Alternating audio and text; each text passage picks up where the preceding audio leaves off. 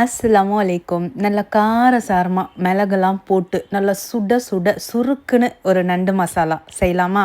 அதுக்கு ஒரு பேன்ல நல்லெண்ணெய் விட்டு சோம்பு போட்டு தாளிச்சதும் இஞ்சி, பூண்டு, பச்சை மிளகா, கருவேப்பிலை, சின்ன வெங்காயம் சேர்த்துருக்கேன். நீங்க பெரிய வெங்காயம் சேர்க்கறதா இருந்தாலும் சேர்த்துக்கலாம். தக்காளி, கொத்தமல்லிலாம் சேர்த்து நல்லா வதக்கி இதை ஃபைன் பேஸ்ட்டா அரைச்சு தனியா எடுத்து ஓரமா வச்சுக்கோங்க.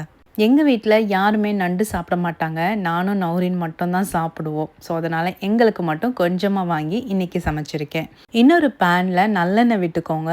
இடிச்ச பூண்டு, குட்டி குட்டியா கட் பண்ண இஞ்சி சேர்த்துக்கோங்க. நீங்க இதுக்கு பதிலா இஞ்சி, பூண்டு 2த்தையுமே இடிச்சு சேர்க்கிறதா இருந்தாலும் சேர்த்துக்கலாம். வெட்டி வச்ச வெங்காயம், நான் சின்ன வெங்காயம் யூஸ் பண்ணியிருக்கேன். கூடவே கருவேப்பிலை சேர்த்துட்டு தக்காளி சேர்த்து வதக்கிக்கோங்க. இப்போ வாஷ் பண்ணி வச்சிருக்க நண்டை உள்ள சேர்த்து நல்லா பெரட்டி விடுங்க. இப்போ நம்ம மசாலா அரைச்சோம் இல்லையா, அந்த மசாலா உள்ள சேர்த்துக்கலாம். இப்போ காரத்துக்கு ஏற்ற மாதிரி மிளகாய்த்தூள், தனியாத்தூள், மஞ்சள் தூள், கொஞ்சமா பெப்பர், அவ்வளவுதான். அது கூடவே கொஞ்சமா தண்ணி விட்டு இதை நல்லா கொதிக்க விட்டு இறக்குங்க.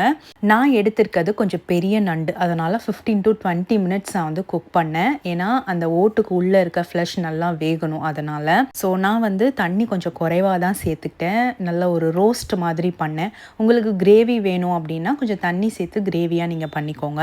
அவ்வளோதான், சூப்பராக ரெடி ஆயிடுச்சு. கொத்தமல்லி, பெப்பர் தூவிட்டு சர்வ் பண்ண வேண்டியது தான். ரொம்ப ரொம்ப டேஸ்டியாக இருக்கும். நண்டு வாங்கினீங்கன்னா எப்பயுமே ஒரே மாதிரி செய்யாமல் இந்த ரெசிபியை ஃபாலோ பண்ணி ஒரு தடவை செஞ்சு பாருங்கள். வீட்டில் இருக்கவங்க எல்லாம் ரொம்ப சூப்பராக இருக்குன்னு உங்களை பாராட்டுவாங்க. இந்த ரெசிபியை சேவ் பண்ணி வச்சுட்டு உங்கள் ஃப்ரெண்ட்ஸ் அண்ட் ஃபேமிலி கூட ஷேர் பண்ணி விடுங்க.